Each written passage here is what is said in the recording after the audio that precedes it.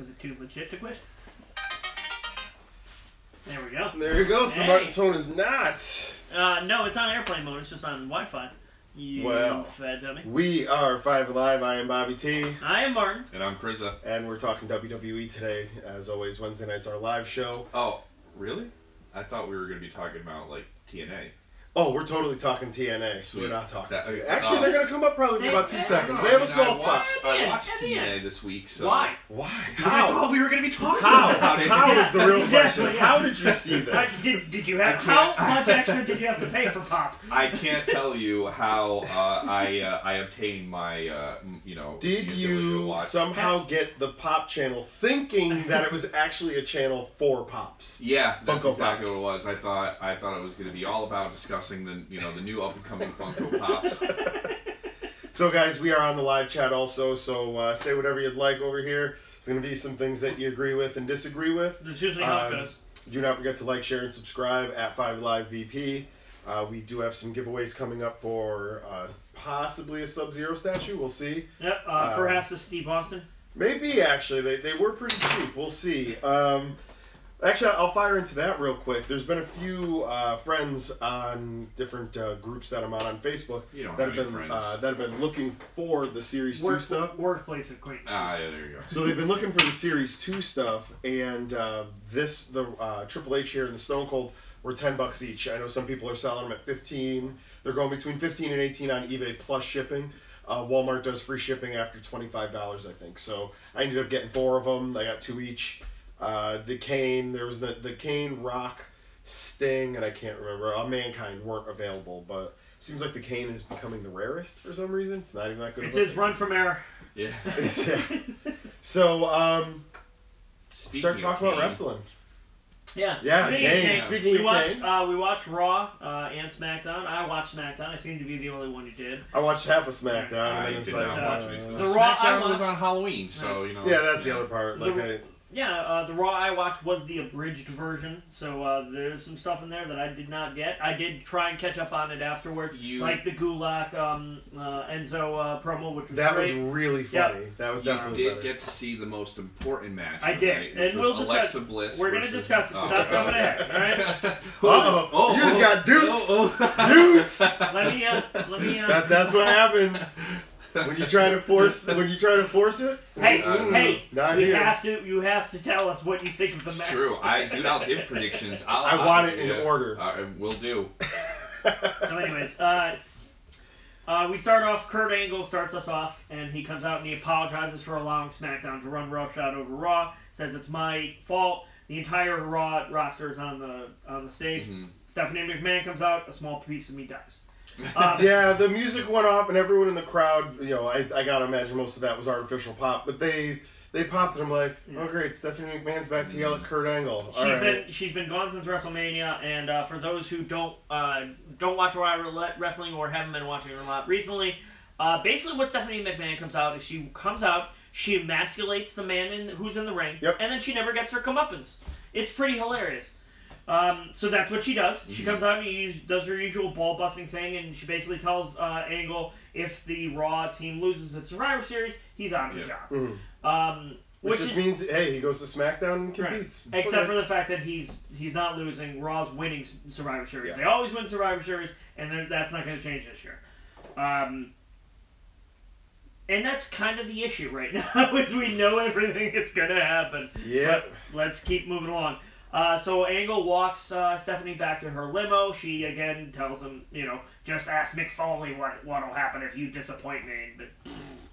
But then The Miz shows up, and Kurt Angle takes out his anger at Stephanie on The Miz. On The Miz, yeah. So I'm actually, after this last few weeks, I really have to say, and this really started last SummerSlam, I think it was, never cared about The Miz, always thought he was a joker, didn't really give 2 shits. Now... I'm a Miz fan, dude. I'm 100% a Miz fan. I wish his merch got a little bit better. I don't like what they do with his logo and stuff, so like his shirts don't look that cool. Yeah. But no, he's good. And on the microphone, we spoke earlier today. He's just the best. You can't beat him right now. He is the best. So putting Baron Corbin versus him is like, come on. We were talking about that on the way here about how the wrestling part of Raw was better than the off-the-screen antics. Yes. But the Miz stuff was... The Miz stuff was good. He was fantastic. So Kurt Angle basically... in the bar. Him and them talking. That's it? Yeah. What are you talking about? So Kurt Angle basically says you have a match tonight, and if you showed up on time, you would know who it was. Mm-hmm. So, Miz... I think we should all do an episode with mouth guards in. Just a Cesaro tribute episode. Just everyone polydent so they don't just come spitting out of your mouth. Anyways, yeah. So Miz has his match, and it's against Matt Hardy. Dad Bod Hardy. I like how he's still. Oh, I'm sorry. I skipped some stuff. You didn't skip something. You skipped your own stuff. So we watched this earlier. Captain Fox comes out. Yes. And she's awesome. She's awesome. I'm 100% on board with Captain Fox. Said it last week. I continue to be. She is auditioning to see who makes the Raw team. She brings Bayley out. And then Nia Jax comes out. Nia Jax is back! Oh my god! Yay! So, Nia Jax supposedly left because she didn't want to job to Sasha.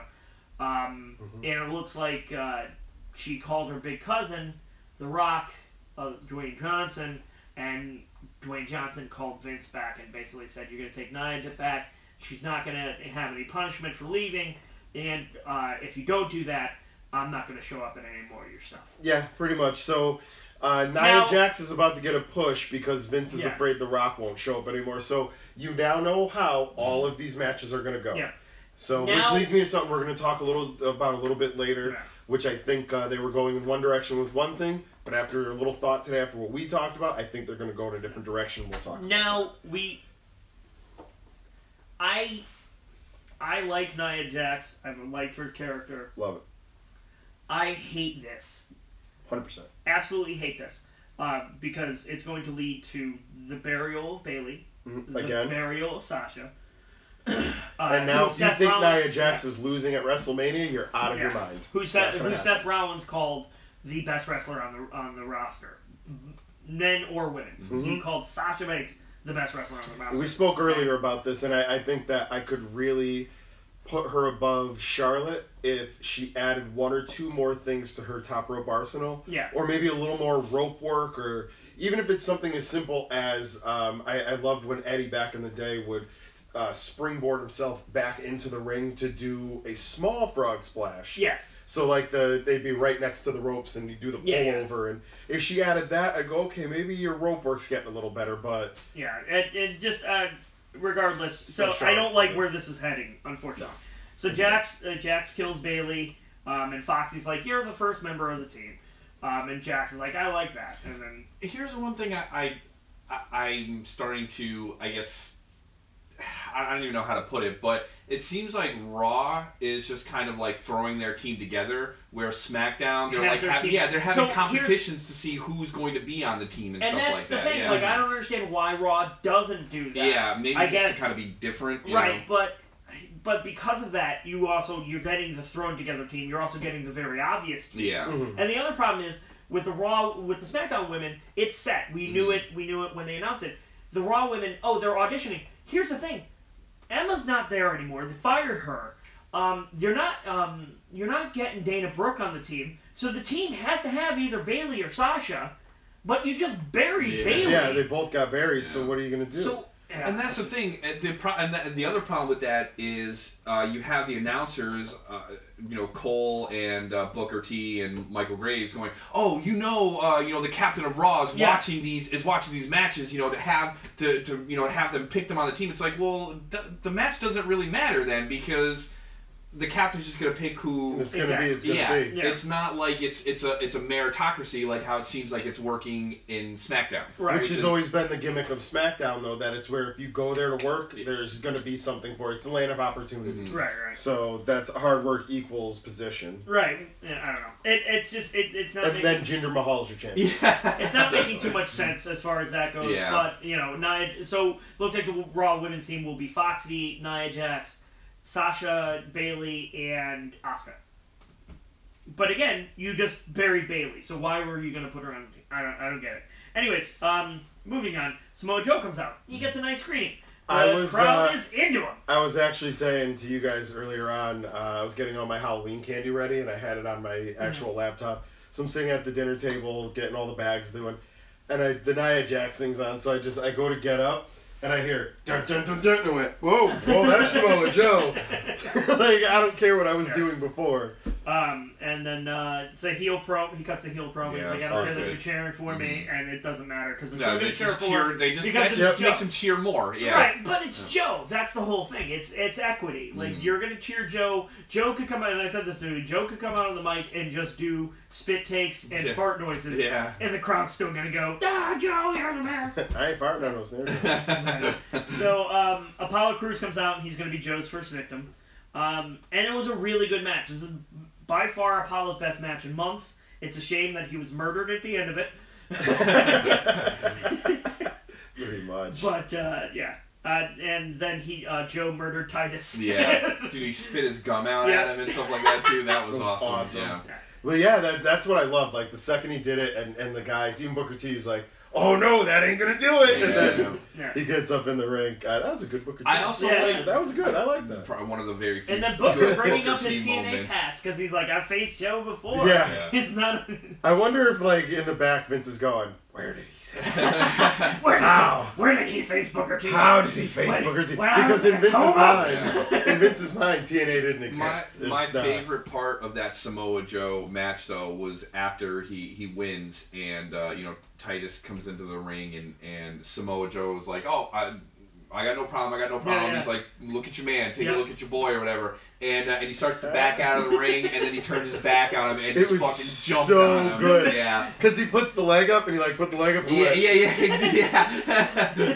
It was great because he's like, he's got his hands up, and he's backing up, and he motions to the dude on the ground, Apollo Crews. He's like, and he's like halfway out of the ring, and then he sees him turn his back, and he just steps right back into it. So awesome. That was good. Ultimate predator prey thing. He's like, oh, you turned your back on me. Well, now you're going to die. Yeah, that was pretty sweet. So then we get Alexa talking to Kurt, complaining about something. I wasn't paying attention. And then Kurt announces, you've got another match against Mickie James for the title. It's the main event. And oh man, it was a sweet match. Who cares? No one's losing titles from now to Survivor Series. No, it's not going to happen. They had tried to mention saying like, oh, well, you've got it today, but you might not have it tomorrow. No one's losing titles. They've made the posters. Yeah. The stuff is out there. The graphics department is done. They have moved on to the new Great Balls of Fire logo. That's exactly it. And no one cares. They got to make a larger dong. Bigger balls to cover more of Brock Lesnar's terrible tattoo. Exactly. This is why, by the way, I actually want to say this now. WWE, we had, not to get too specific, but you guys probably figure it out, had someone back out. And it's because, basically, we're not going to just go, yay, WWE. Yeah, because we're not cheerleaders. No, I'm not a cheerleader. This is bullshit. Never been a cheerleader. So. We're watching a lot of nonsense you have the mouth for it. I do. Anyways. So that said, WWE, guys, either get good or just go away, I guess. So, Miz versus Matt Hardy for the IC title, and this was another really, really good match. Good match with the dad bod. Yeah, but it's not right with dad bod. Last night, I feel like if there was going to be any title changes, they would have had to have happened in this week of wrestling. Yeah. Because from now it's November, we're 3-4 weeks away from Survivor Series. Yeah. During this match, I feel like Matt Hardy got out of the shower and realized that he had a match and fucking blow-dried the shit out of his hair. So it was all like, dude, it was just like, cut his hair short too. It's or like the humidity, the amount of humidity and wherever they were, maybe that's just what it was. He's not going broken for his next character. He's going murder face. Matt Hardy, he looks like Murderface is a good one. He also looks like reverse Wolverine. It was perfectly downward instead of upward. No, it reminds me of one of the Koopa kids, just like it's just fucking Ludwig von Koopa. Ludwig von Koopa. So it was bad. It was. Oh, I just beat him too in Mario Brothers. So Ludwig von Hardy had a beautiful moonsault. That moonsault was gorgeous. You know what though? I'm actually Charlotte does it better. Yeah. His was a little tilted to the right. It was fine though. But it was good. For as old as that motherfucker is. Yeah. Oh god. Let's give him props. With the amount of stomach Exactly. weighing him down. Holy moly. And the hair was not aerodynamic. The man had midsection. The man was full of North Carolina barbecue and was still able to I heard the squish when he exactly. landed that. It was the sound of pulled pork being shoved to the right. But then Miz gets a win. It was a very good heel win. He got the distraction win. It was good. And it was a good match. And then Daniel Bryan shows up. Kurt Angle sees Daniel Bryan and starts freaking out. So I read a really funny meme about this where it was Daniel Bryan looking at Kurt Angle and he says, "Which doctors did they get to clear you?" Yeah, exactly. At this point, honestly, with that, now all of the after last night, I've read a few different conspiracy theories as to like what's going on here. And one person... Which Dan Harmon conspiracy theory? No, this isn't... No, Rick and Morty? Are we going to Rick and Morty? See, I'm not smart enough to understand. So I know you don't watch Rick and Morty, you watch a lot of American Dad. It's true. So, no, the idea that this person had is that if Kurt Angle's back, how could you not have Daniel Bryan back? And the reason being because they need to get guys over right now. And Daniel Bryan is so over on his own that you've got to keep him down, because if he's around, no one buys Roman Reigns, no one buys anybody, because you love this man so much. So they're keeping him down. I'm going, all right, it's a little tinfoil hatty, but they're still getting a little taste of Daniel Bryan. I don't know. I mean, they pan the camera over, and all you hear is people just chanting yes. Immediately, he's over by himself. He doesn't need WWE. But they got him locked down. So, Kurt starts talking. Kurt gets a little too excited in his promos sometimes, and he starts losing the words. It's the best. I love when his face gets so excited, and he starts to turn red. You know, he turns red. He's got a vein. Yes, and he gets a vein back here. It's the weirdest vein. He's got like a thick bread neck. Like he looks like he's got like a bowl of like chili in a bread bowl for a neck, and it's got a fucking pink vein in it. It's got like a fucking just like a baby head, just like dude. It's a baby head in a bread bowl. I honestly, for a brief moment last night or 2 nights ago, whatever it was, I looked at this kid and was like, does he have mumps? You got to think that when you look at WWE guys. That's what we didn't mention. Bo is back. Yes, Bo is back. Bray is not. JoJo was. JoJo was back. Yeah. So they clearly took their antibiotics. Yep. And Bray Wyatt still smells like old soup. Oh, I'm sure he does. Bray's not back, and neither is Roman. Bray Wyatt smells like the slip mats at a Chinese food restaurant. So it also looks like it. So maybe that's where he gets all his like promo quotes from. He like reads, the old Chinese mats or whatever, just spouting the nonsense. Oh my god, dude, his stuff is out there. Yeah. Like it's. So Kane, Daniel Bryan's out talking on the phone with someone, and the lights go out. And the camera work was awful. It was really bad. But then Kane shows up, you can see him in the phone light, and Kane's like, "Bah, I'm Kane," and he kills Daniel Bryan essentially. I love it. I absolutely love that part actually. So they're trying to push Kane as a monster, which is fine. I thought that it was going to go good there for a second because weren't they like tag partners and they love each other and. So then we get Finn versus Cesaro with no warning whatsoever. Yeah. I was barely paying attention, and then Finn's music plays, and I see Cesaro in the ring, and I'm like, oh. Yeah, what am I about to see? It's reminded me why I watch Raw. It's like, okay. Pretty much. It was an amazing match. Yeah, there were no rest holds in it. Super fast, just. Yeah, it was definitely spot after spot after spot, no real slowing down or anything. And then Cesaro did a superplex, and only he should do superplexes. Middle rope. Yeah. Middle rope, honestly, it's like the figure 4 thing. I think only Cesaro should be allowed to do superplexes. Oh my Because God. he does them so well. I just thought of an I don't want to awesome- see anyone else do them. I really would like if anyone watches this video and you're 20 degrees removed from Cesaro, please tell him about this move. Yeah. Because he's got the power for this. He has the agility. If he had a person up in the vertical suplex, Ric Flair style, just holding him straight up, and walks to the corner and walks up to the second rope and drops him. I go, oh my God, you're the greatest wrestler of all time. He really, every match I see with Cesaro, like I've said this a million times, he moves up one step. Now the problem is he's number 1 and you can't keep going. Like, he's better than everyone else, and it's disgusting. He's in A++ now at this point. Because the match with Finn was amazing. It was too good. And then Sheamus was there doing interference. Cesaro is so good. Sheamus is over with me. Yeah. Sheamus, he sucks. And then Finn pulled an enziguri on Sheamus. Like, I legit thought he killed him. Like, spins his head around. He kicked him, and I guarantee Sheamus thought he was a bouncer again.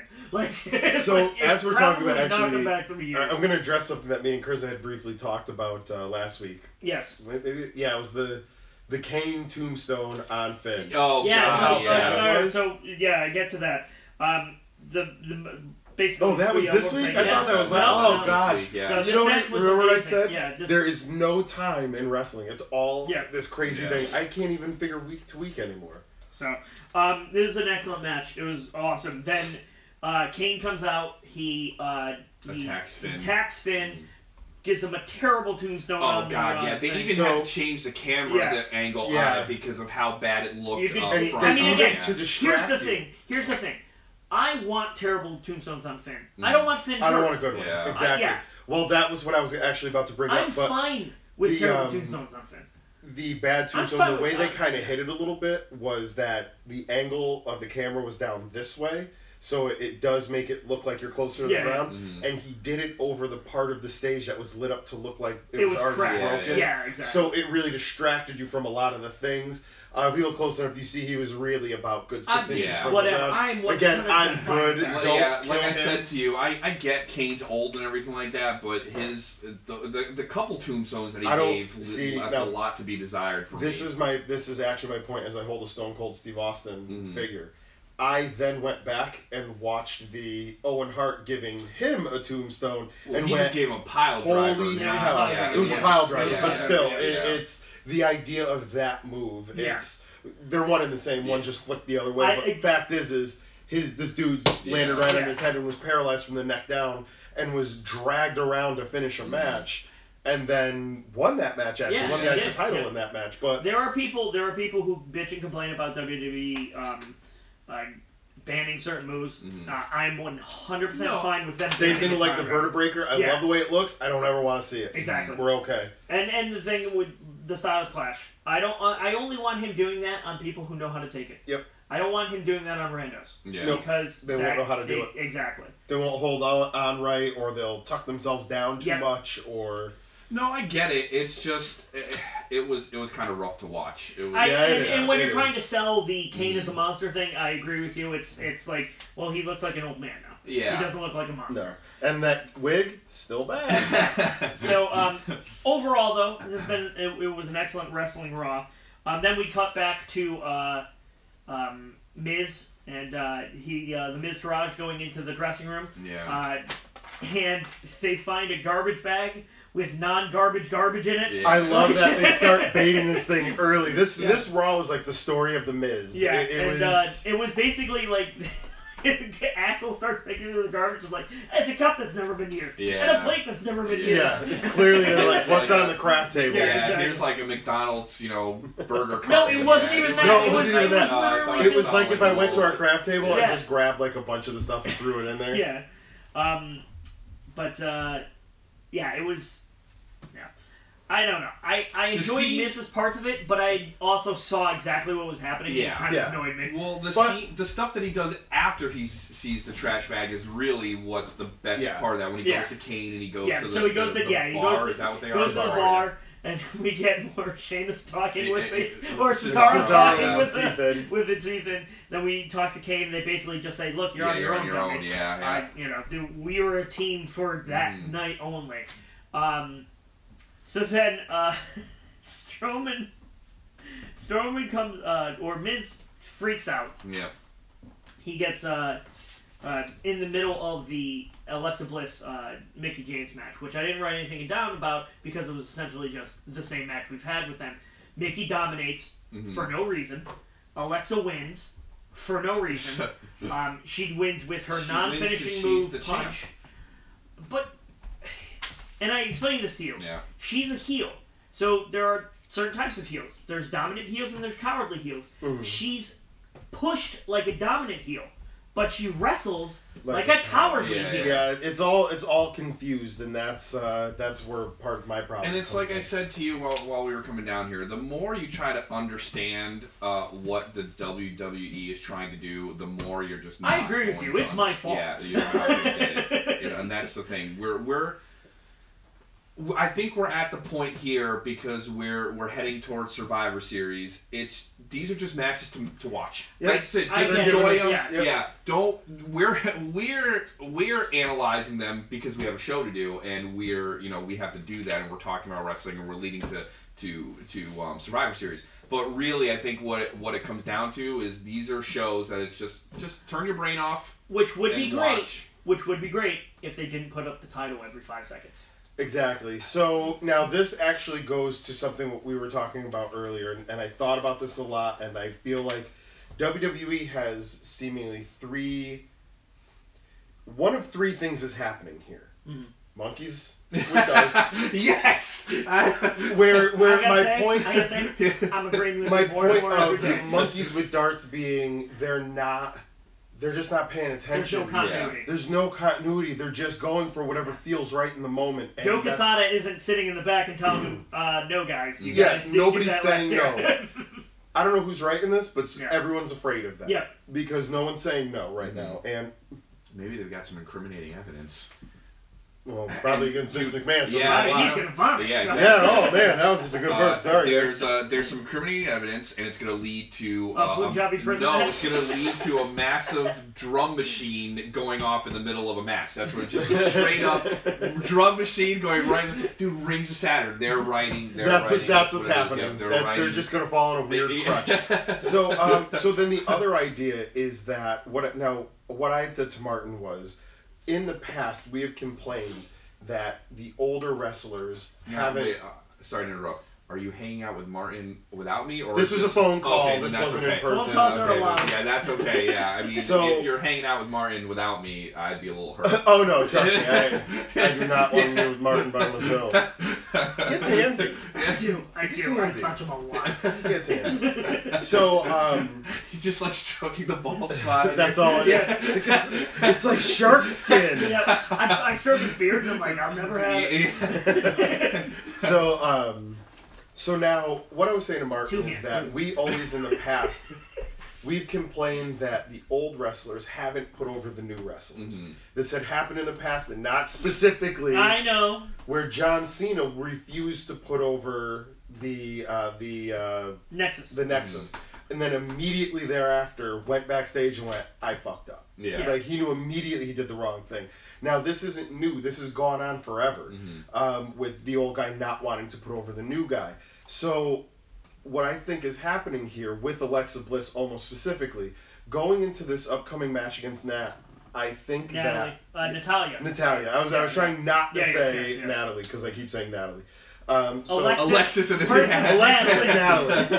Head to head in the match that doesn't exist. By the way, Alexis versus Natalie sounds like a terrible, terrible fake fight that would happen on like Pretty Little Liars. Pretty much, yeah. So it's about to go down in the quad.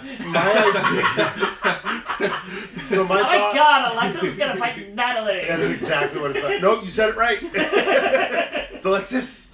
Anyway, so I think that what's going to happen here is that Alexa is going to beat Natalya, and it's going to be for the reasons of old putting over new. And I'm giving WWE, this is the version of the three, I'm giving them credit. to a certain That's extent. Dangerous, yeah. No. These are the three. But these are the three options. In no way am I saying that this is what's happening. I'm saying that there's possibly three things that are happening here. This could be one of them. That they're going, wait, the fans don't want to see certain things. But then the issue then becomes, number two, they're knee-jerk reacting. And we don't want it to be Alexa Bliss. But Natalia's not that old, right? But she is. But she's the old school. realm. She's been there since the late aughts. Yeah. So she is really the elder statesman in this situation, where if there's going to be someone where they're close to retiring or leaving forever, she got this belt really because it was like, we gotta kind of give it to you. We feel it's a victory. Deserve it. Yeah, this is exactly. It's a victory lap, and it's Alexa Bliss is going to be the one to benefit from this. Which brings me to the second thing again, the knee-jerk reaction, which brings me to my idea of what's actually happening here. In the way that I say everything is built to right now is to put Roman over. The plan changed in the last week, and now the plan is to put over Nia Jax. So now Alexa beats her, and now she'll beat someone else, and then Nia Jax is going to take that belt and go, no one's going to beat me. I beat the person who killed everybody, and I can destroy anyone. And here's the issue with that. You have a tiny Japanese buzzsaw who can kick the living shit out of anyone. And that's the problem, is that there is this knee-jerk reaction and their fear of not seeing The Rock anymore. Speaking of tiny Japanese buzzsaw, guess who trained us? Really? Yeah. No shit. Yeah, Tajiri. That just kind of put her over a little bit more in my book. I love Tajiri. So, we forgot to mention this because I only saw it afterwards, but Asuka beat the hell out of a jobber. It was awesome. That was a beating. She put the hurt on. Yeah. But to wrap up Raw, Alexa wins with with a single punch to the Mickie James face. It was a good punch. Yes. Mickey sold it. Nikki's great. And Alexa did a good job of stepping into the punch too. I mean, she. Again, my issues with Alexa are almost never to do with her skill. Yeah. Everything to do with her push and her unfinishedness. And like I said, I've put this argument in for Alexa Bliss too. Sometimes it's not about the talent. Nope. Sometimes it's about just being there in the right time and looking a certain way and wrestling as funny as it sounds.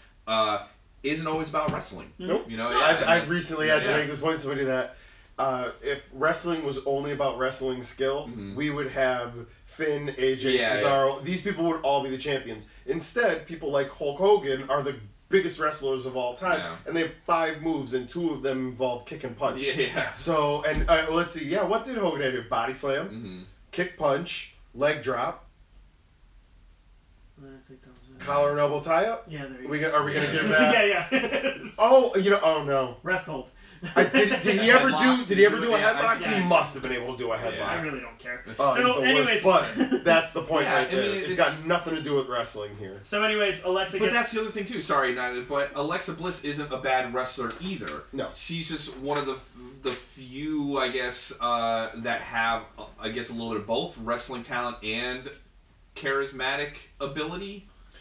It's going over weird though because I would argue the charismatic ability.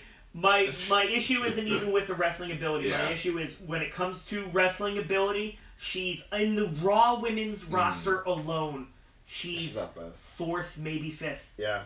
Like, that's a problem. When Sasha is on your roster, how do you make someone else champion? Again, it goes back to Hulk Hogan. I mean, he wasn't the best wrestler, but he knew how to play the game, and maybe Alexa knows how to do that a little bit better than other people too. I mean, we don't. That's true. In Hogan, I did read Hogan's book, and one of the best things he ever said in that book is that when people in the 80s would be mad at him for making so much money and how he was doing it, and they weren't getting paid anything, he would tell them, "What are you mad at me for, brother? We all cut our own deals in life. Don't be mad at me because I'm better at negotiating than you." So because of that, I'm supposed to just accept this? No. This is the thing that bothers me. That's the thing. You're not supposed to accept it, but that's what they're going to give you, and you're either going to take it or you're not. And currently, you are. Yeah, I'm not taking it.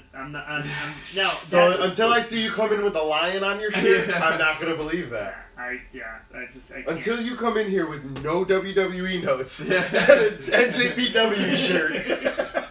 and that will happen when I can boot up NJPW. Well, when it hits America, as easy as I boot up WWE. Part of the that's part of the point of having certain people be in certain positions of the company are because of that. To not accept it, to be upset about it. Dude, we wouldn't have a show if everyone that you liked had their shit. Was on top and put, over and everything like that. Here's the issue for that. She's already over. I'm the minority. I am the minority in this. Yeah, but she's a heel. So what's going on? Dude, it's the Steve Austin. It's the Steve Austin effect. That a heel can be so she's gray matter. She's in the gray. She's nothing, but she's everything. Yep. Right. Yeah, I'll agree with that.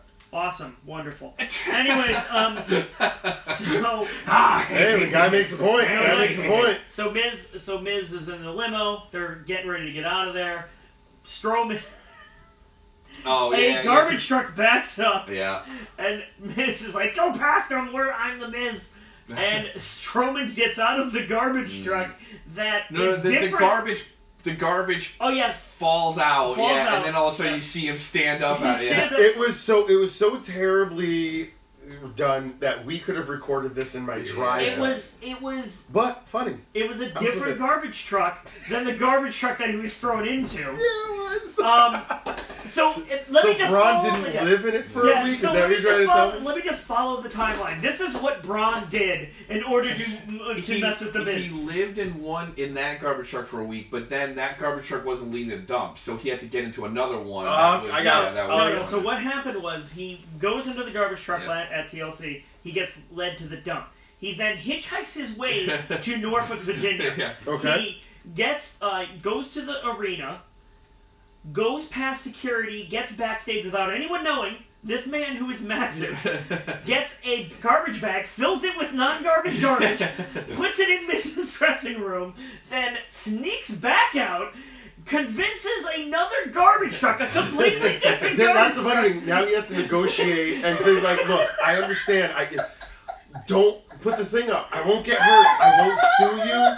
Like, he had to sign a waiver for this all to happen. Then has that garbage truck driver to back up in front of his limousine and dump his garbage load so that he can Hulk out and chase the Miz. I do love the part where he runs across the top of the limo. Maybe the head of the Department of Sanitations for Norfolk, Virginia is a huge wrestling fan, or maybe even a huge Braun Strowman fan. So he went over there and he's like, "Listen, this is what I need." And the guy was like, "Yeah, let's do it." All right, listen to me. I am from Tabitha's Pussy in North Carolina. I am Braun Strowman.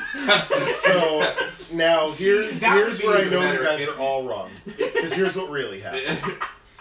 He got shoved into the back of that thing. He is such a monster of a man, he impregnated it.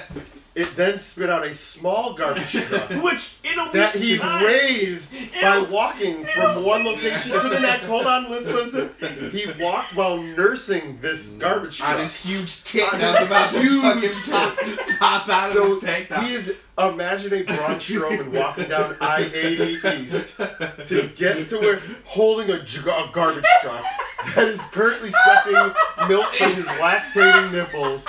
He then placed it in the arena, got into its belly, he tauntauned his own garbage truck child, and got inside of it only to surprise them. Maybe that's what really happened. Maybe some of our fans / viewers. We don't have fans. What are you talking about? From West Virginia, they could corroborate the story because they would have seen him walking down the highway. All right, dude. So any of the Arson brothers, you gotta tell us. Did you see Braun Strowman nursing a garbage truck on his big man teats? Oh man, his monster teats. That's how he got into the building, because he just kind of did a little thing with the security guard, and they were like, he gave him a show. He gave him a show, except he came out. Okay, for the record. So now, one thing that did happen was Braun Strowman's nipples. Now he's got that thing pulled out as far as it goes. So it's almost like when you see that, like a woman in a bikini on a bikini ad, and it's like only a strip, and you go, "Where's the nipple? That doesn't make any sense." I'm watching Braun Strowman going, where's his nipple? Hold on. And he power slams Curtis Axel, and the nipple just comes out, and I'm like, oh my god! Like it's a taboo to see his nipple. Like Rush Woman had a nip slip. You see the nipple, and it's all fucking hard and dude, it's spurting milk out. He's doing the fucking basketball like right on. Except it's not milk. It's it's oil. Yeah, exactly. It's just engine oil. It's engine how oil. else? That's how you feed a garbage exactly. truck. Yeah. The garbage truck. It's a combination of garbage, water, and oil. One nipple is like oil, and then the other one's like transmission fluid. No, it's garbage water. It's the black water at the bottom of your garbage bin. All right, so now let's get past Tabitha's lactating nipples, South Carolina. So Strowman beats the crap out of Miz, and that's how we end it. Yeah. The next day, Kurt Angle says, Strowman's my first team member, so now it's Kurt Angle and Braun Strowman that we know for the men's team. The best thing about this promo though is just the fucking utter, like the look of utter fear on the Miz's face. Oh, again, he's so good. I mean, I don't know. And he also has that 1920s hair thing going on right now, so it's like the George McFly, just like whipping around on his face. So it's funny because he goes from looking completely disheveled, and he'll do like one hair wipe, and you're like, did this motherfucker have a comb in his hand? Like, what just happened? Dude, fucking Braun Strowman squirted some oil out of it. He's like, let me get some garbage water. Yep. It's the garbage water. The garbage water, that's the secret. So that moves us on to SmackDown. SmackDown starts as it normally does with Shane O'Mac. Shane O'Mac comes out and he's like, we took it to Raw. We're going to be the A show from now on. We're beating Survivor Series, and the entire time he's just trying thinking, to USFL this. Exactly. Small potatoes. The entire time you're thinking, yeah, that's nice. That's not gonna happen, but it's nice that you think. Yep. So, anyways, first match is Rude versus Ziggs in a 2 out of 3 falls match, and it is an amazing match. So good. I want to see these guys fight all the time. This is better than Ziggs versus Nakamura because Rude and Ziggs just have natural chemistry. It's unbelievable, man. It's so good. And I'm really loving the Dolph Ziggler when the music starts up. I'm here to change the world. And it just stops. And he comes out to black screen. So then New Day are seen walking around backstage, and they have their Halloween costumes on. And they are awesome. Kofi Kingston is Brother Love. He's got the red face and the suit on. He's talking like Brother Love. He's got the high-pitched voice. Awesome. Xavier is Jimmy Hart. Mm-hmm. He's got the suit with the musical notes on it. The hair is amazing. He's got the megaphone and the trombone. And then Big E is Akeem, the African Dream. He's got the full dashiki with the hat. It's awesome. It looks perfect. Rusev and Aiden English start making fun of them. They're saying they're children. How dare you celebrate Halloween? It's a child's holiday for stupid adults. Yeah. It's Rusev Day. You should be celebrating Rusev Day. So then that makes a match later on in the night, Big E versus Rusev. Baron Corbin comes out after that, and we get Baron Corbin versus Sin Cara again. Because why not? Yeah. Keep throwing that one at exactly. Well, we found out why. Sin Cara just signed a multi-year contract. That's why he's got his own brand of sneakers at Foot Locker. That's why he's getting all sorts of merch. I didn't know that, and I'm not a fan of Sin Cara because I really haven't seen enough of his matches. Because when I got into wrestling, he was kind of on his way down. Mm-hmm. Yeah. But you just said there's going to be lucha sneakers, and I'm going to buy them. Yeah. Maybe Pierre will too. So apparently, yeah. Could be. I gotta be cooler than Pierre in Sneaker World, which will never happen. So Sin Cara apparently is on the upswing. So that's why he's going up against Corbin, supposedly for the U.S. title, but Corbin's not losing that U.S. title anytime soon. Corbin starts pulling at his mask, Sin Cara gets pissed off and gets more aggressive, and it comes to a DQ ending. It was actually a really nice little schmoz, but this is leading nowhere, so... Again, it just goes back to my idea of just enjoy the matches for what they and are. that's what that's what these last 2 days were. The good matches I enjoyed, and the bad matches I fast forwarded through. So then Usos come out and they're talking about how Seth and Dean are now going to be in the Uso Penitentiary. And I can't wait for that match. Yeah. And then Gable and Benjamin show up, and I love Gable and Benjamin. Benjamin starts talking with Gable's like, no, I got this. I'm gonna talk to them in their in a language they understand. And he starts doing the old Uso chant thing, and it's the best ever, especially when Benjamin does the meme. It's so run through holding his head. He did the full. Nice. It was so good. I really love Shelton Benjamin. Yeah. So for me, it was and I love the fact that they have this rivalry, and they haven't had a match, and they're just building it more and more. They actually did state that next week we get the American Beta. What do we name them? No, what do we call them? We call them the Golden Rings. Yeah, or Golden Rings versus the Usos title match, which is something to look forward to. So, next up is Samir Singh versus AJ. We continue the Singh brothers versus AJ thing. It was real bad. It starts off with the Singh brothers trying to be Paul Heyman, which is like, if you're gonna take shots at God, don't miss. Yeah. And, and that's this whole thing though, is that because of the holding pattern we're in right now, and I texted you about this earlier today, because of this holding pattern, we now have to watch AJ Styles versus Samir Singh. Yep. Like, dude, why? Yeah. But why? So, with Sammy on a roster, we've got to watch this. Exactly. So we get Samir Singh versus AJ, and of course, heel ending. What is it? Jinder Mahal beats the crap out of AJ at the end, and it's like, "Bah, I'm the best," and no one cares. Earlier today, Chris and I were talking. WWE's having a $10 sale on some shirts. Yeah. So we ordered a few different shirts, but I said to jokingly, but kind of like serious, just kind of like troll and whatnot. Let's get Jinder shirts, and then Chris is like, "Yeah, no, yeah." As I realized, it's like, no, yeah, he's a piece of garbage. Yeah. So, and what I had said is, what's worse, the person who makes the transgression or those who support it? And in this case, us wearing the shirt would be supporting the transgression. Right. Jinder Mahal can go fuck himself. Yeah. It's the fact that was written for him and he said, okay, I'll do it, just makes him spineless. Yeah. I understand that this is the big leagues and what's he going to do, go to TNA? But you got to have some integrity somewhere along the line. And going racist for no reason is just not it. Yeah. So, Jinder Mahal can go right ahead and fuck himself. I won't even wear a shirt for a joke. Yeah, it's the reason why I prefer Raw over SmackDown. Jinder Mahal's a piece of shit. Yep. So, Kevin and Sammy come out and they try and, or in a backstage thing, they try and redeem the show from that last piece of garbage. And, it's Kevin and Sammy. It's great. They're still doing the... Sammy says it's going to be the Kevin and Sammy show, and Sammy says, and then Kevin says, oh, it's actually going to be the Sammy and Kevin show. So they're still doing the best friend thing. I have a feeling... Sammy's so good when it breaks down. Did anyone look at Sammy's face after he said that? He was so happy. But it's a weird kind of happy, because we're now dealing with heel Sammy.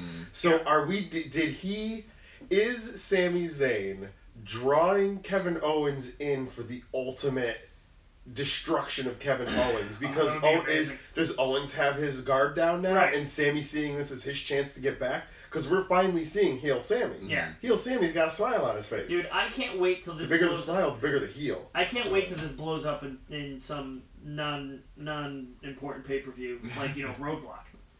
Great Balls of Fire. It'll be them versus Brock Lesnar and Jinder Mahal in a who gives a shit match. Exactly. So then Rusev and Big E fight, and it is awesome. I love this match between the interference from Aiden English, the Big E, the Xavier and Kofi getting into it on the outside, and Rusev.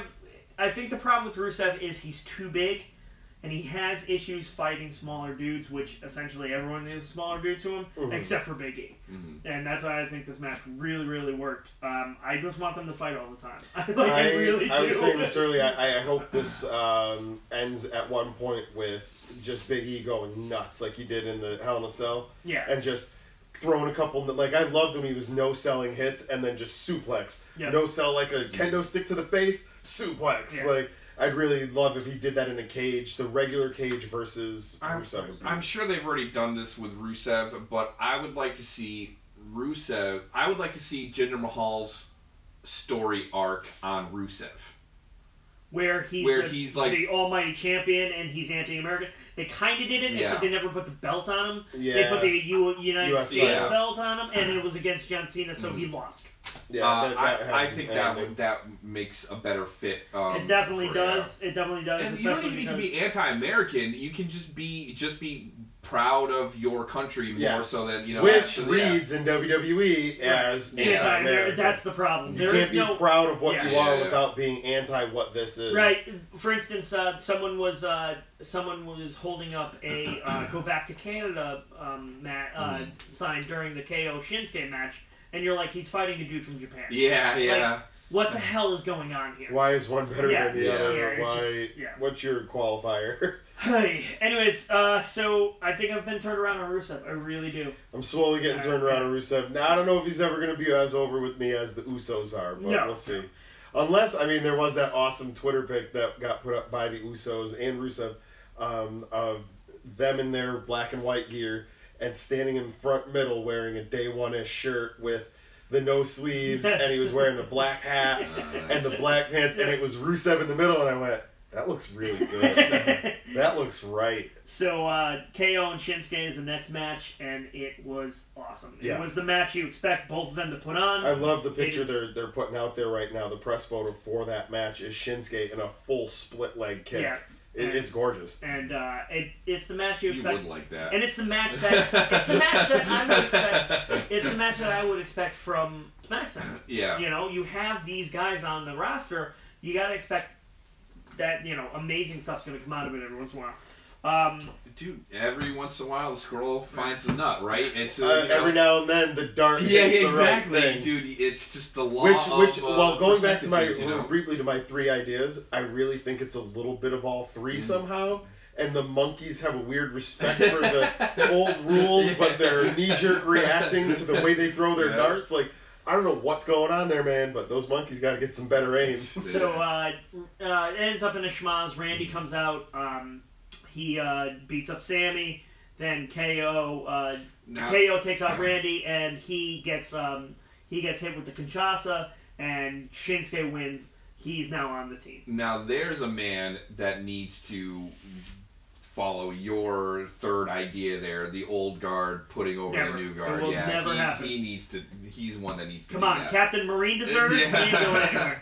So, I wonder how he finally goes out. Really, when he finally does retire, he's only going to retire to somebody.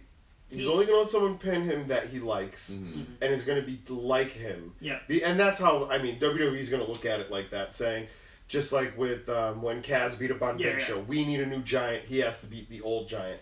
So we need a new Rattle or Venom or whatever the fuck they call him, a snake. Yeah. So it's going to be Viper. So the Viper, the Apex Rider. It's going to be somebody who falls in that line, which is weird because I feel like if they didn't put the belt on Jinder when they did, and he had a match with Randy in a different way, and it was Randy's retirement match, I could see Jinder taking that route. Yeah. Of being I have some crazy finishing move that I will destroy you with at any given moment. Except he doesn't. What is Jinder's? They called the Colossal, and he basically it's just wraps his arm around you, picks you up, and throws you down. It's a nothing move. So wait, real brief, going back. But it beats the hell out of Shinsuke Nakamura. Going back to Raw, Braun Strowman throwing those dudes around was just magical. Awesome. Yeah. Throwing the guys down the ring, and then Curtis Axel taking all of those power slams. That first one was like, ooh. Yeah. And then by the fourth one, I'm like, all right, he's dead. He's dead now. Can you stop killing him? This is Mr. Perfect Son. Yeah, I get the... So this put Shinsuke on the team. So now your SmackDown team is Shane. Shane also announced himself as the captain. So it's Shane... Of course. Why not? Yeah. Shane, Randy, who won last week.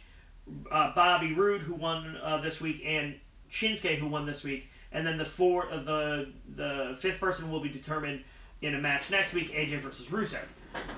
So AJ's winning. A good match. It will be a good match, and AJ's winning. So you have an all-face team on SmackDown, despite the fact that they're acting as heels. Yeah. And now you then have an almost all heel team on Raw, except for the fact that they're going to be acting as faces.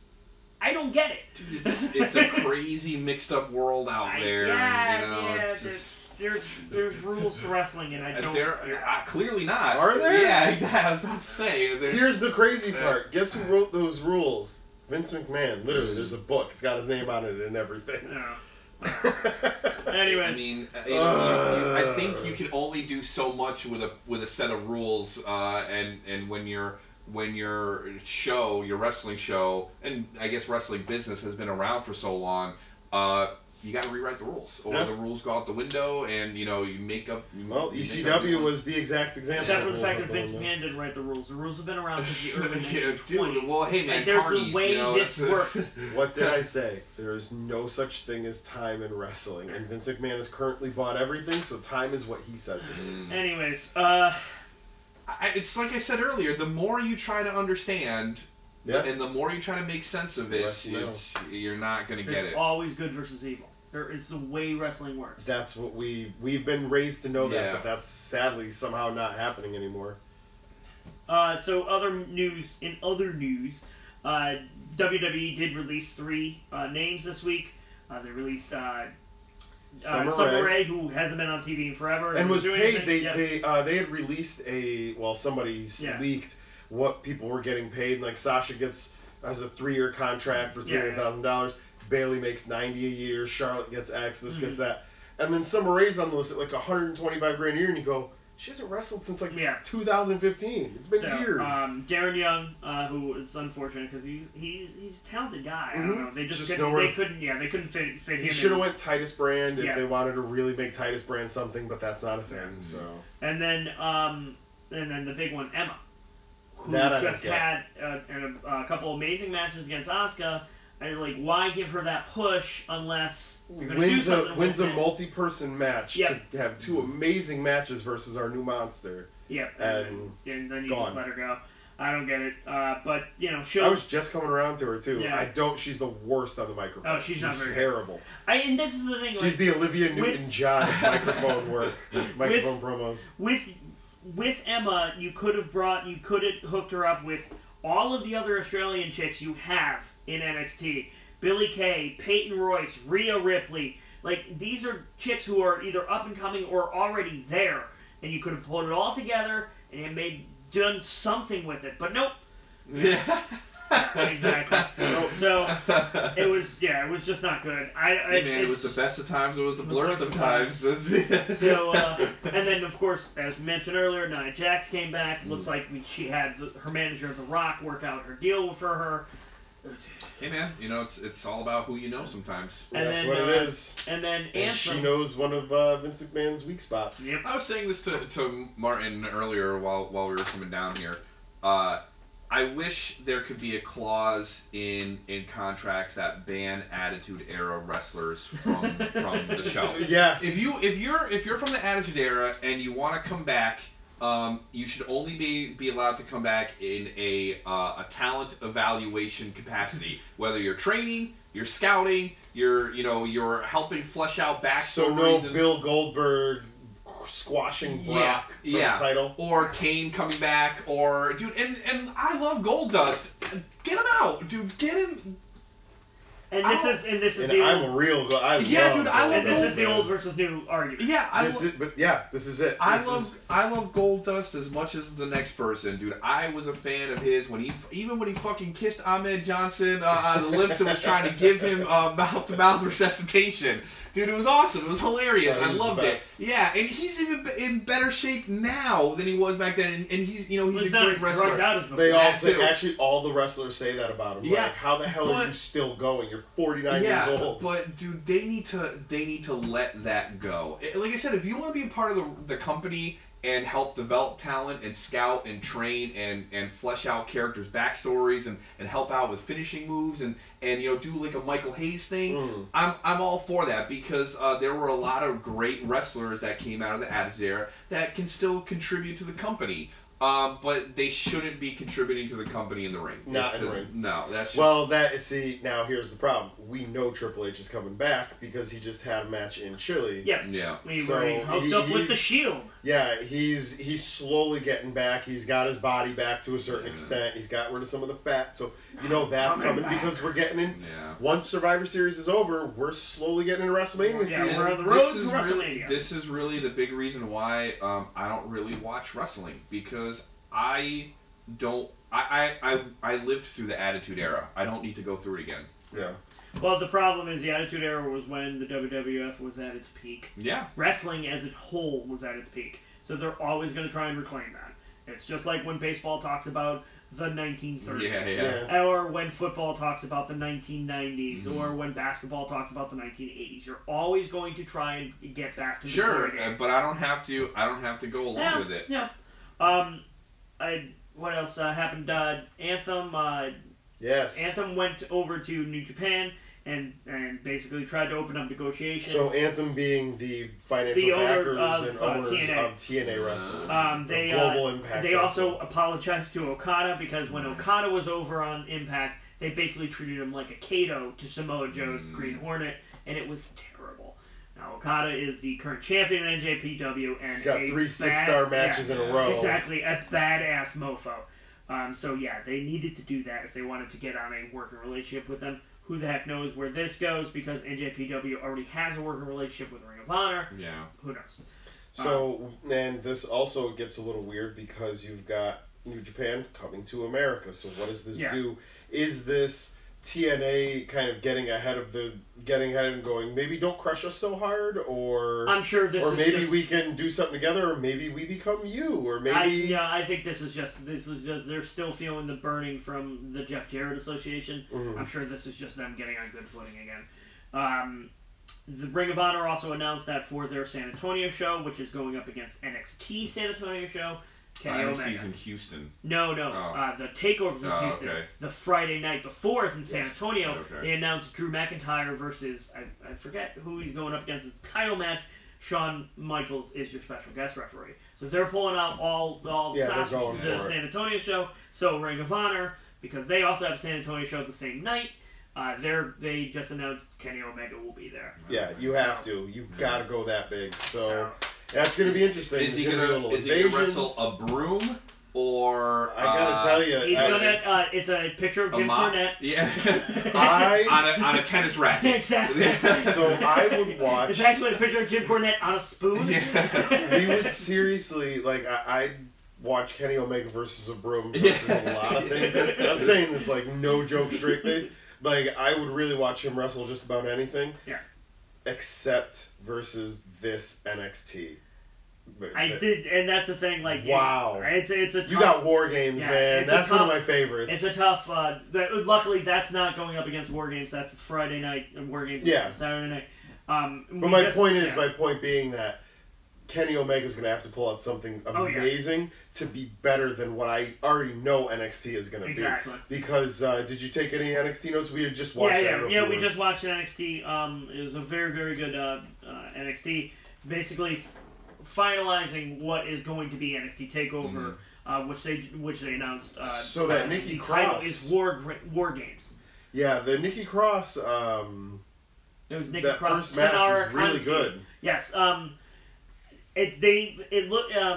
Last week on NXT they had the Women's Battle Royal, and that Women's Battle Royal was essentially the women's champion, or good God, Mae Young Classic. Slow it down. It was the Mae Young Classic people all this again. They're all there. They're all still working for the company. And it was all them and Nikki Cross and Billie Kay and a couple of other girls from NXT. Nikki Cross ends up winning, so she's in the four-way. The four-way is now Peyton Royce, Kairi Sane, Ember Moon, and Nikki Cross. Now, we have different opinions as to how we'd like this to go. I see what I'd like is I'd like Moon to win this, just because I do still think that as much as I like that Asuka won their match, I really think Moon should have won it there. Yeah, Mercedes Martinez. That was unbelievable, that match. Yep. So I got to put that on there, but I also realize that if she gets the belt, it's not as well. First, Nikki Cross can't win. No. It feeds into her character perfectly that if she doesn't win, it makes her that much crazier, which makes her final win even better. Exactly. Which I guess will be the Royal Rumble right before whatever whatever that one is. the other one would be the Pirate. Yeah, Kairi Sane. If Kairi wins, that's probably the best outcome because you're going to see more from that outcome. Whereas if Ember Moon wins, whereas that's what I'd like, we're looking at another Asuka. Yeah. And I don't want to see Asuka again. I want to see Asuka. Yeah. So it'll be interesting to see where they go. I could see any of the women winning. I think Kairi's gonna win it just because she's getting the push. I really would like to see Peyton Royce win it, and then the eventual Peyton Royce Billie Kay fight would be great. That split would then have to happen. But Mercedes Martinez cut a promo where she basically said, I don't care who wins it, but I know Ember's not going to because she can't win the big one. Yeah. Mm-hmm. So we might actually get an Ember Moon win. It looks like they're pushing towards that. I love her finisher. Yeah. I love her rope work. Dude, she's awesome. Yeah. So we're getting that 4-way. We're getting Drew McIntyre versus Andre Cien Almas. That is the title match. In the from last week's NXT, what is it? I can't think of her NXT name, but Thea Trinidad did a Hurricane Rana off the. Is that hair whip? No, that's Bianca Belair. She's off. Yeah. No, Thea Trinidad is Andre Cien Almas's manager. She did a Hurricane Rana to Roddy that sent him into the stairs off the apron. It was awesome. It was one of the best Hurricane Ranas I've seen in a bit. But I love where they're going with this. Almas attacked McIntyre and basically beat him down and said, I'll see you in Houston. Yeah. And he signed the contract. So the next match was awesome. Yes. Just so good, and it ended the right way. It shows that when you write a story and you stick to the story, you can add to the story and people go, exactly. Bravo. I don't know what you're talking about.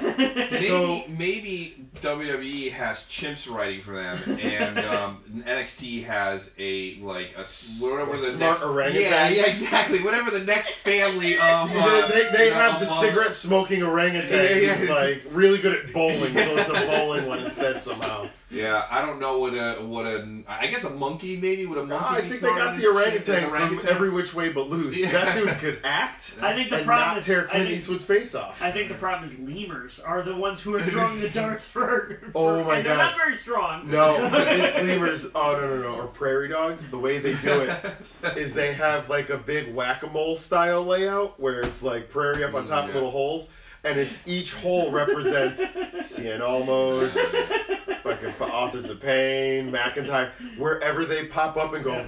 Yeah. You go, oh, McIntyre's champion. Here we go. So they introduced.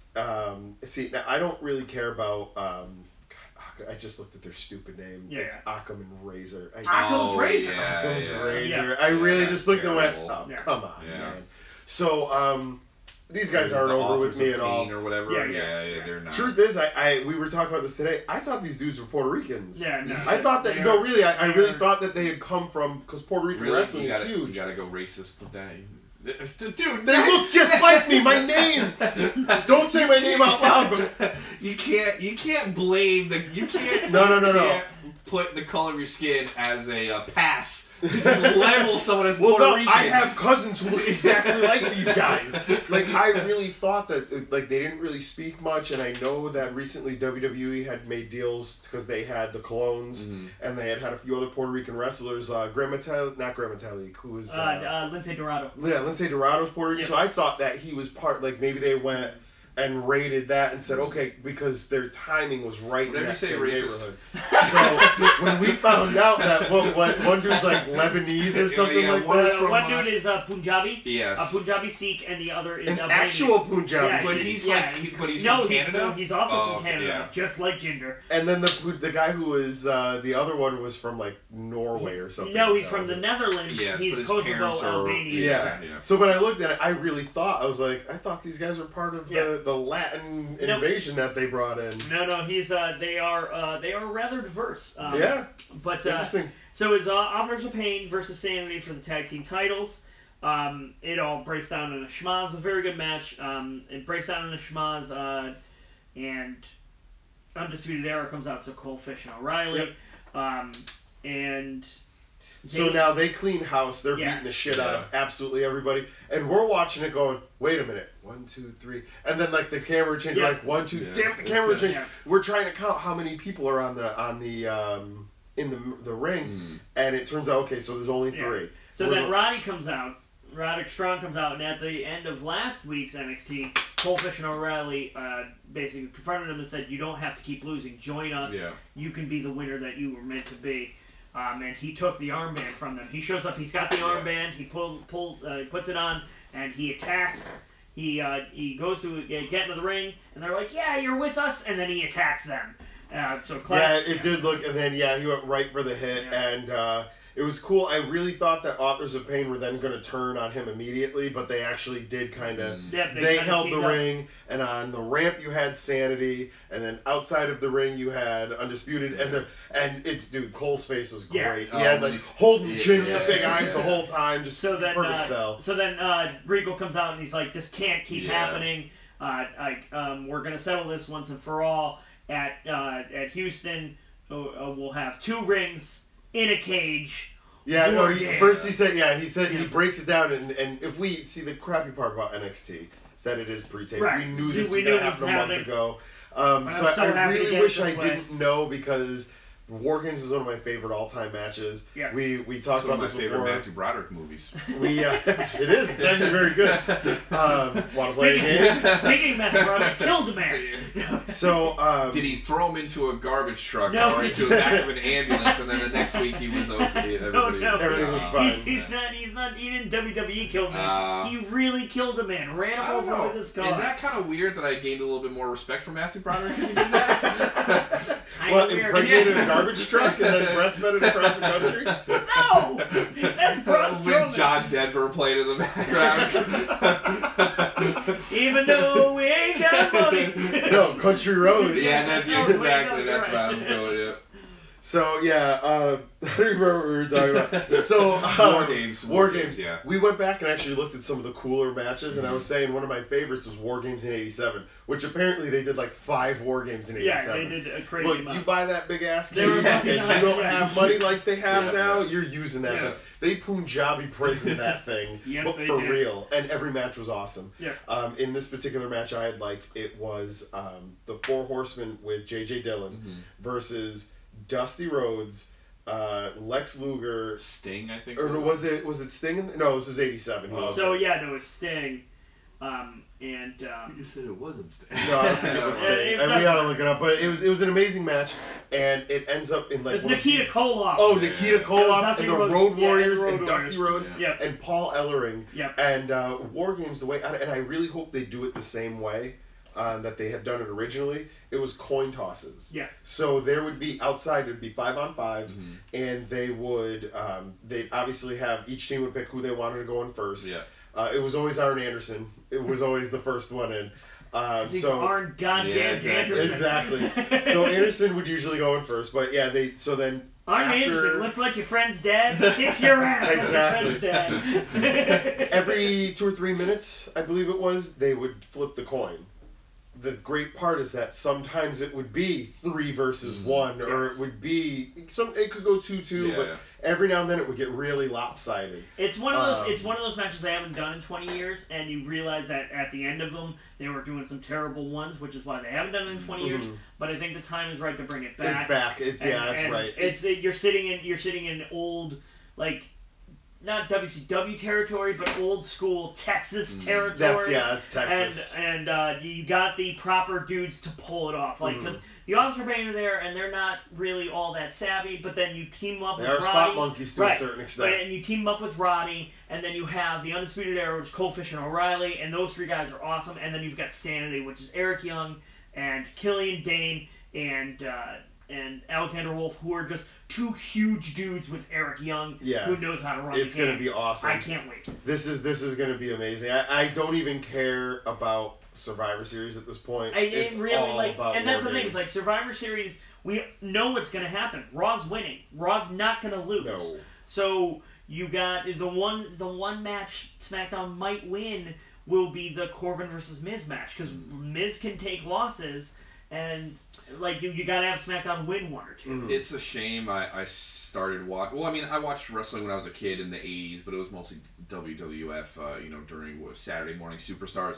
It's a shame I missed out on a lot of the older like WCW stuff and everything like that. Yeah, I did. I never really watched Arn Anderson wrestle except during like the start of Nitro. Yeah. And at that point, he was already kind of on his way out. They had reformed the Four Horsemen and everything like that. But he would come out in the ring wearing those fucking '80s like dad glasses, like the ones with the bridge over the nose and then the line across the top. Okay. It's like, dude. So this and he still fucking wears those to this day when he gets interviewed by the WWE. I think it might be Halloween Havoc '95, one of the worst pay-per-views of all time. It's real terrible. Is this the one? Am I talking about the right match? Yes, you are. Okay, so it's Kevin Sullivan versus Brian Pillman, and at this point, the Dungeon of Doom and the Four Horsemen are kind of enemy of my enemy is my friend, and they're after Hulk Hogan. They want to destroy Hulkamania.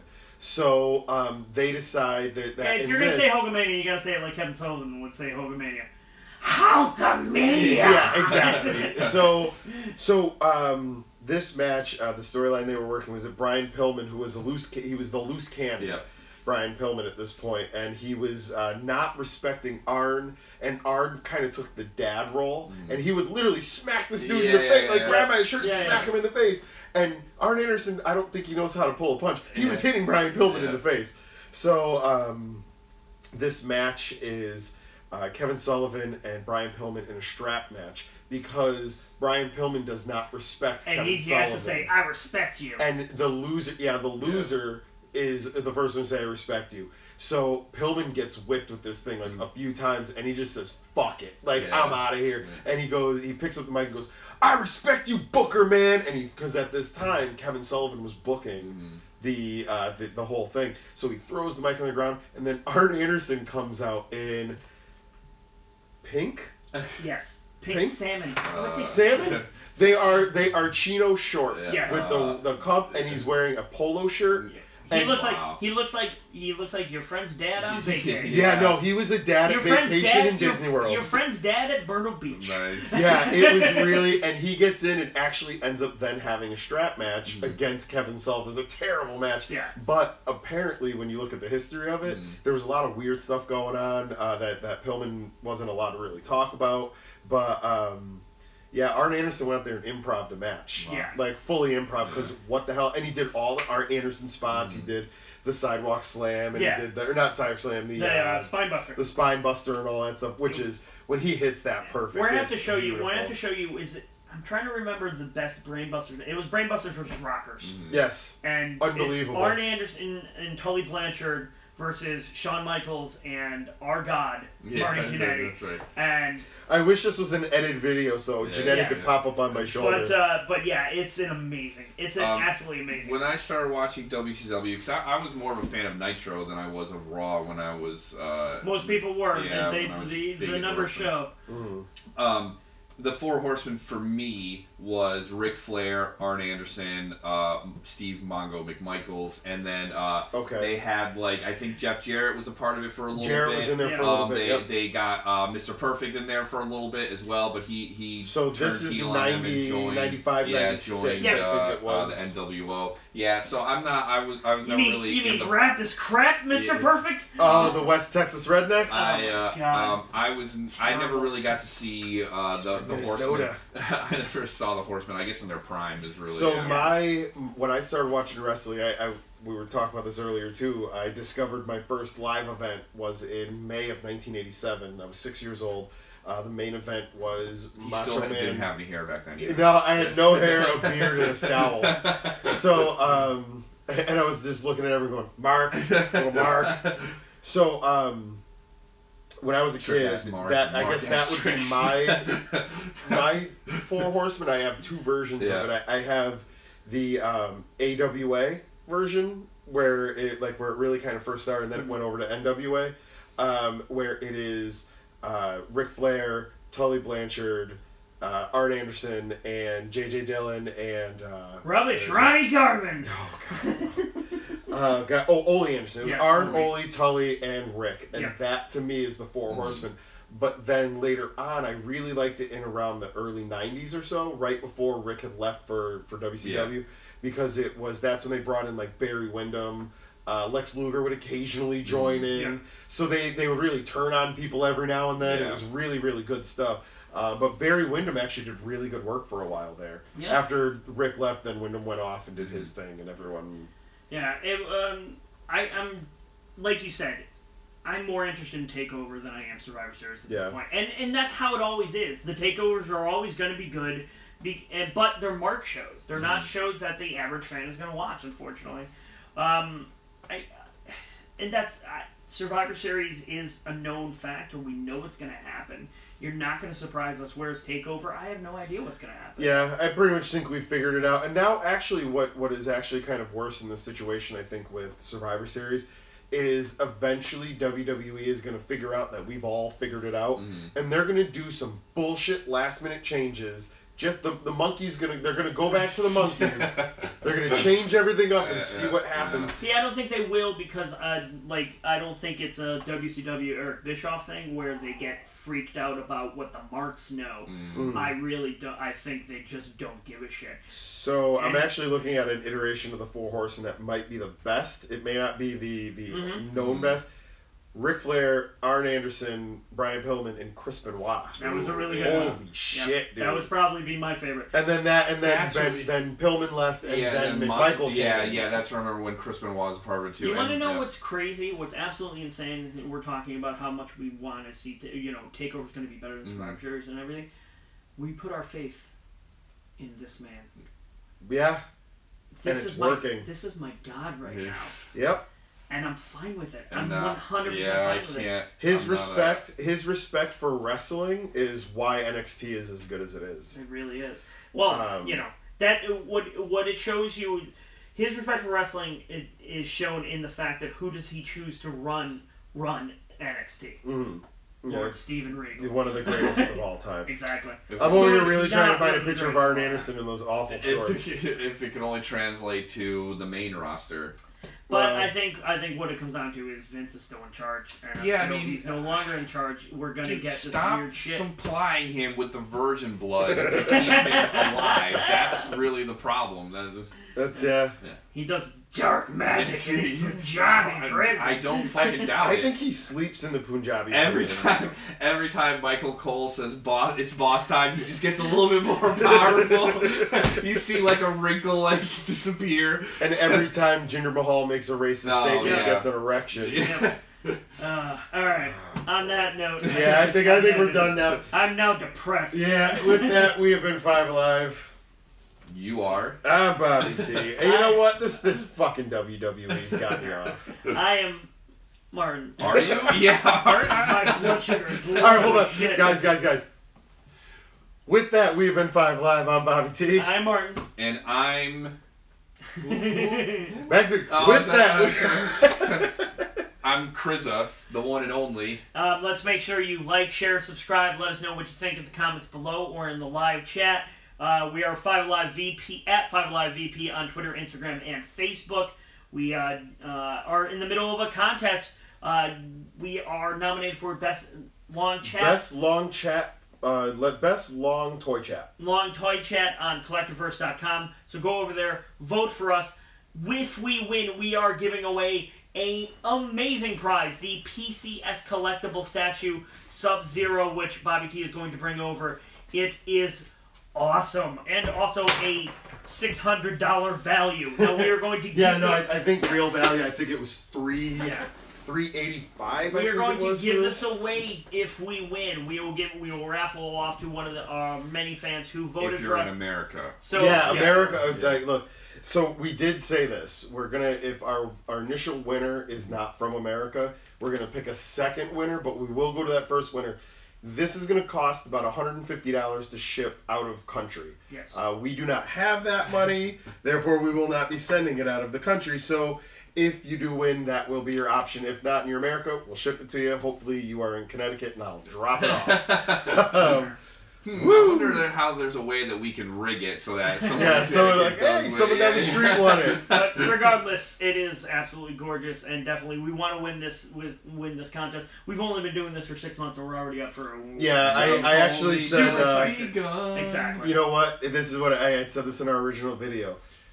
we want that statue, so we will trade you guys this statue for that statue. Exactly. Do you think Alexa Bliss could knock Sub-Zero out in one punch? Definitely. I don't know. Give it a shot. Yeah. Oh no! And his head came off. It's actually he has 2 awesome heads. Yeah. But remember, guys, 2 heads. 2 heads. 2 heads is better than 1. That's Unless you're RoboCop, I don't really know what's going on. Yeah. Watch our other videos. We actually do review these. We do check them out and build them. Have a couple Benny Hill moments. But guys, remember, you bought it because you loved it, and it's all that matters. We didn't eat our chocolate. Yeah, What happens I if need to you- eat that